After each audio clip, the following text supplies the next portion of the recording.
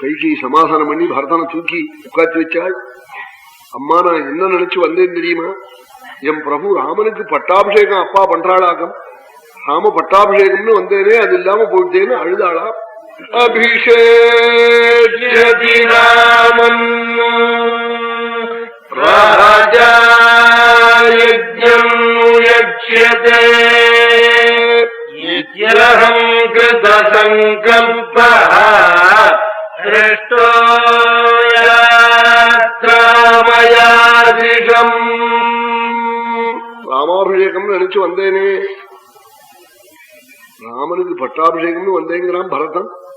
தசரதர் பரதன் இருந்தா ராம பட்டாபிஷேகம் நடந்திருக்காது, அவங்க வரத்துக்குள்ள பண்ணணும்னு இவர் சொல்லியிருக்கார். பரதன் இருந்தா பட்டாபிஷேகம் ஆயிருக்கும் சுவாமிக்கு.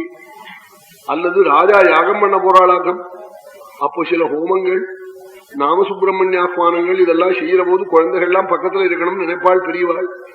அதற்காக அழைச்சாள் நினைச்சேனே, இந்த ரெண்டும் இல்லாம போயிட்டேன்னு அழுதாளா.